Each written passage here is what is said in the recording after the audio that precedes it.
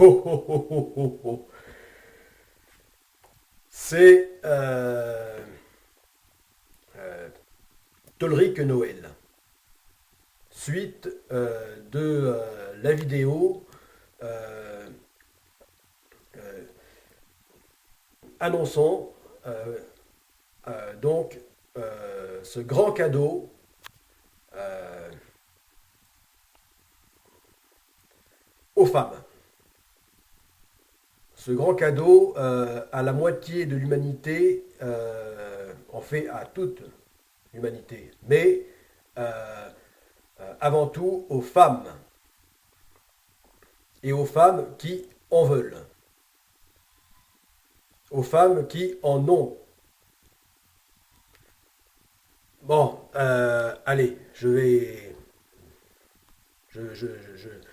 là, je vais pas cacher le mot, hein, je vais, allez, le dire franchement. Les femmes qui ont des couilles, voilà, c'est pour ces femmes-là. Donc, c'est, ben, voilà, conformément au langage du mouvement MIG-TAO, MGTOW, d'ailleurs je précise,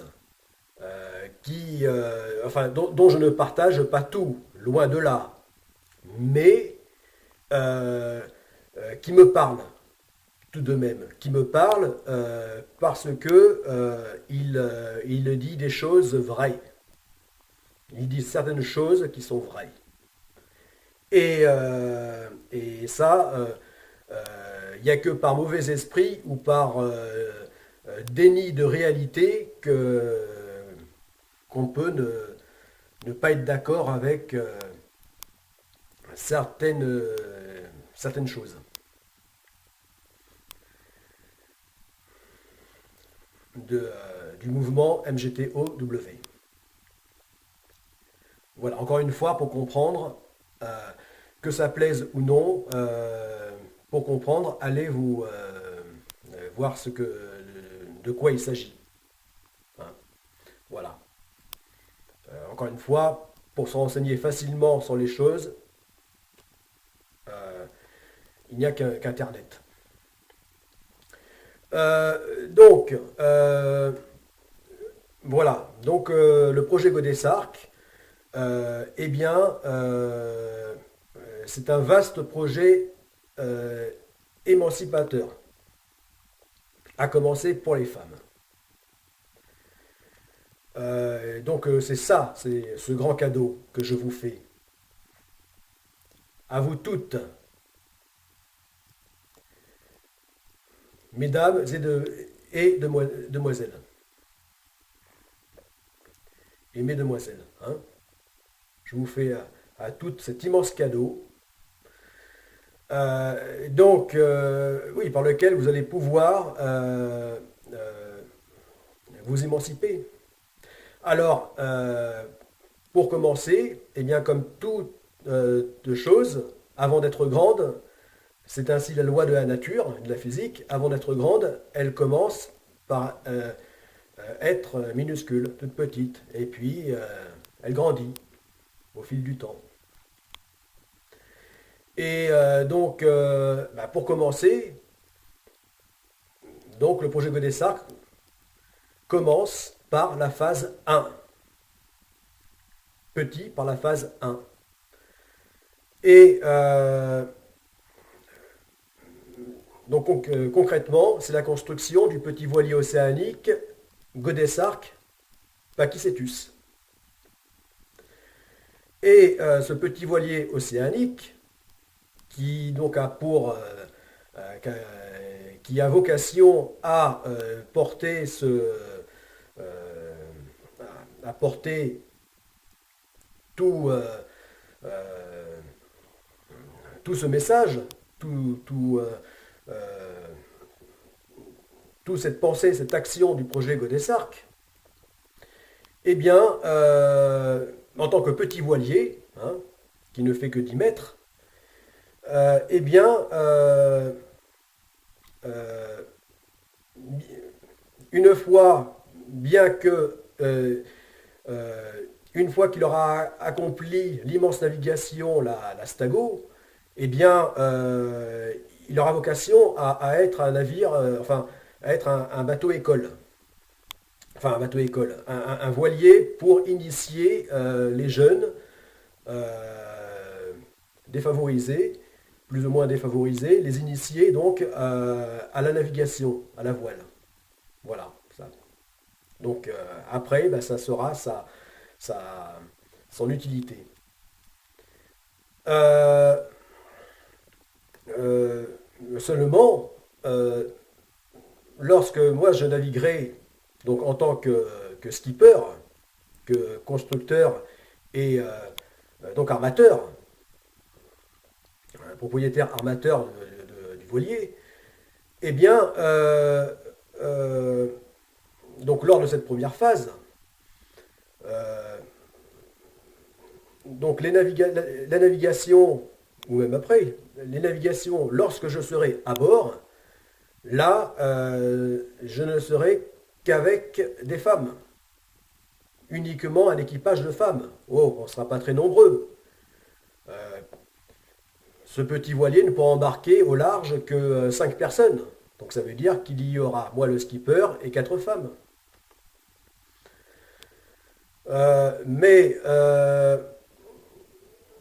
bah, pourquoi? Parce que justement, euh, là commence le cadeau, concrètement, c'est-à-dire partager, voilà, que déjà bah, c'est pour les femmes qui en ont, c'est-à-dire euh, qui n'ont pas, qui, qui n'ont pas froid aux yeux, qui se jettent dans l'aventure. Voilà. Et aussi pourquoi des femmes? Parce que bien moi justement ayant euh, euh, travaillé dans des milieux, dans les derniers corps de métier les plus masculins qui soient, et bien qui pour certains commencent tout juste à se féminiser, et encore, c'est par la pêche, il y a encore très, très peu de femmes hein, dans la pêche maritime. Donc, sur les navires de pêche. Et, euh, et donc, voilà, c'est-à-dire que de par mon job, qui avant tout était navigant, euh, eh bien, navigant, je veux dire, marine marchande, hein, je fais le service militaire, la marine nationale, et puis marine marchande, etc. Eh bien, donc, la pêche est inclue dans la marine marchande, hein, la marine de pêche. Donc, eh bien, euh, j'ai, oui voilà, j'ai toujours été donc évolué que dans des milieux exclusivement masculins, voilà. Alors que j'ai toujours été, ça c'est sans doute dû au fait que je suis un produit du féminisme. C'est-à-dire que, enfin, c'est-à-dire que je suis né n'ayant pas eu de père, j'ai été orphelin de père, eh bien, j'ai été élevé euh, quasi exclusivement que par des femmes, dans un milieu parisien euh, enseignant, euh, plus ou moins intello et, artistique, enfin vraiment dans un milieu féminin, voilà. Donc à partir de là, j'ai toujours eu cette obsession, cette fascination de la femme. Mais attention, sans être une pilule bleue, parce que j'ai quand même toujours euh,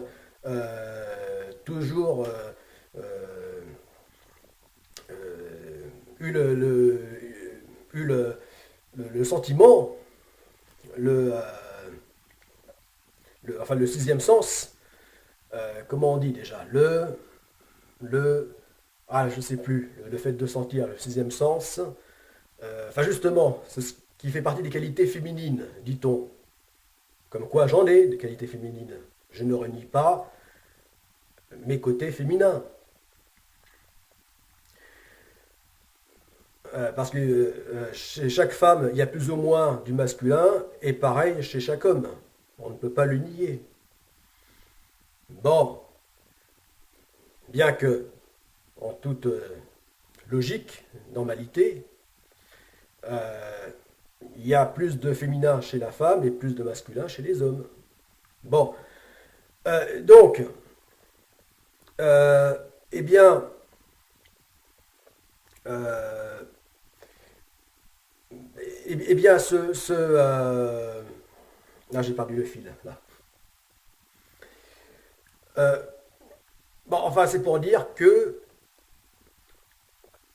euh, les femmes, bah là, j'ai vraiment perdu le fil. Bon, bon, enfin voilà, donc le projet Godessark est vraiment fait pour vous les femmes, que vous puissiez vous émanciper. Voilà, je disais que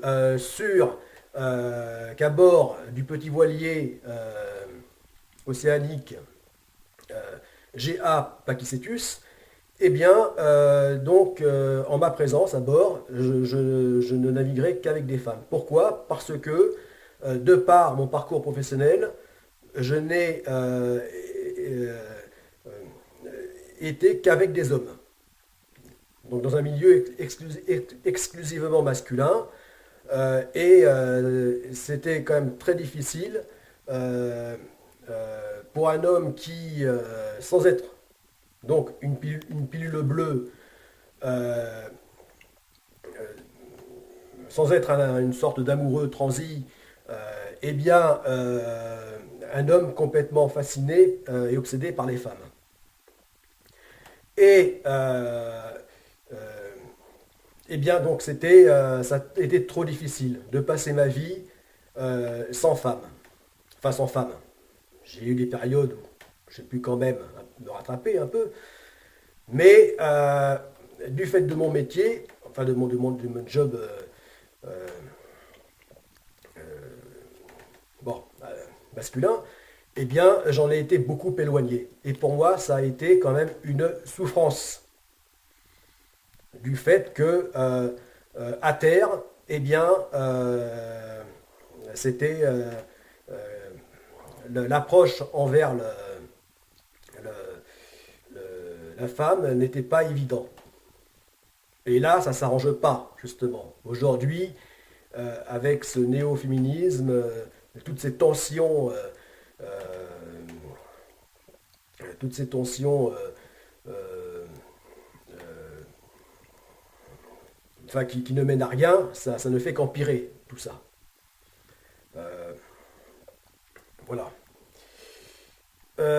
À cause de tous ces réseaux sociaux, de sites de rencontres qui sont faits, alors qu'on aurait pu penser le contraire, mais qui en fait ne font qu'empirer les choses, que d'exacerber les concurrences.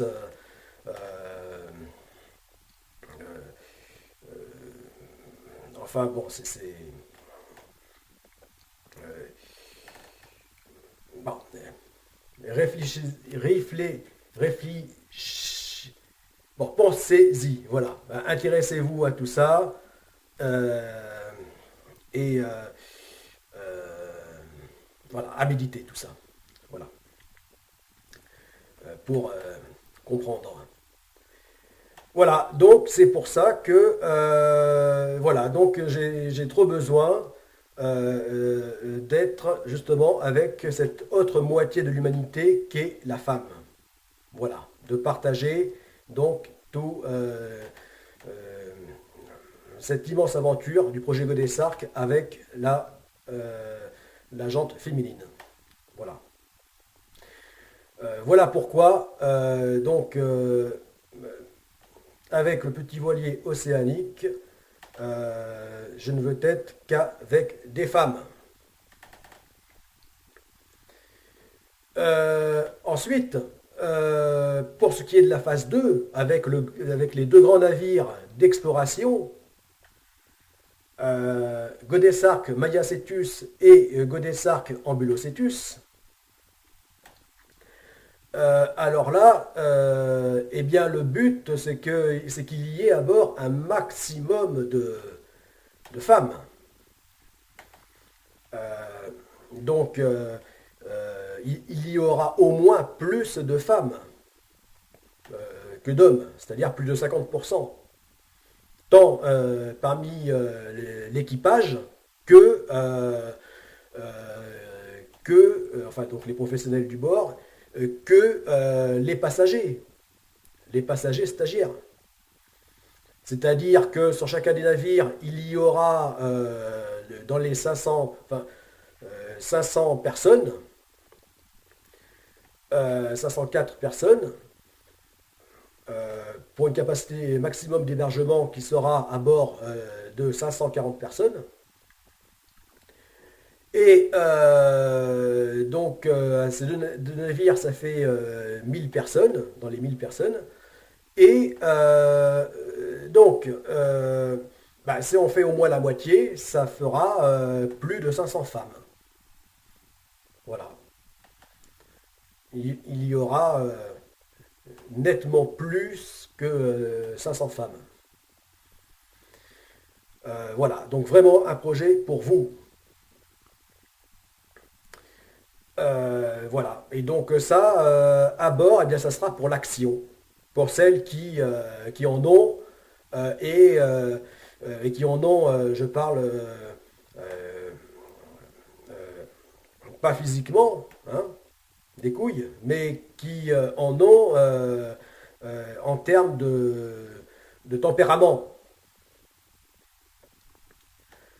Euh, et euh, ben voilà, donc ça sera pour les femmes qui vraiment s'intéressent à autre chose que seulement le maquillage. Voilà, donc vraiment pour euh, le sport, les sciences, etc. Euh, donc, euh, ben voilà, ça ce sera pour la seconde phase du projet Godesarc. Et donc pour les femmes d'action qui seront sur le terrain, parmi les hommes d'action. Et euh, euh, par-delà le terrain, eh bien, euh, donc le maximum de femmes, je disais, donc la moitié donc de la population, c'est-à-dire pour la France, dans les 34 millions de femmes, donc dans le monde 3 milliards et demi, et en Europe, on va dire, puisqu'on est environ 500 millions d'Européens, eh bien, donc 250 millions de femmes. Voilà. Donc, par-delà de celles qui ne seront pas sur le terrain, eh bien, il y aura, elles auront déjà le cadeau par toute la symbolique que porte le projet Godesarc. Voilà.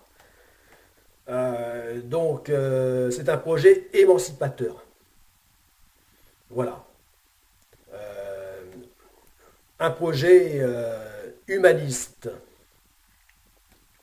Un projet, je dirais pas féministe, puisque de toute façon, c'est absurde, puisque l'humanisme comprend le féminisme, naturellement. Donc, donc là, c'est vraiment pour les femmes qui en ont, et non les femmes euh, qui partent du mauvais côté, c'est-à-dire ce néo-féminisme du XXIe siècle hystérique qui ne peut que les desservir. Voilà. Et attention, là je parle pour l'Occident, parce que dans le monde, dans d'autres contrées, d'autres pays, eh bien, on peut dire que là, oui, là, il peut encore y avoir du féminisme légitime. tel que ça l'était encore en France, enfin en Occident, jusque dans les années 70. D'accord, non. Là, quand je conteste ce néo-féminisme, je parle de l'Occident. Je parle uniquement de l'Occident.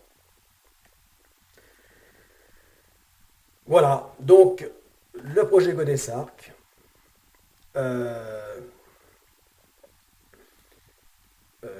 c'est euh, c'est vraiment euh, donc un vaste projet émancipateur, un vaste cadeau émancipateur qui vous est fait à, à vous, à vous toutes.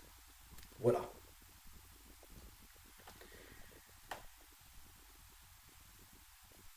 Allez, je vais faire une troisième partie. Une troisième partie, je vais faire.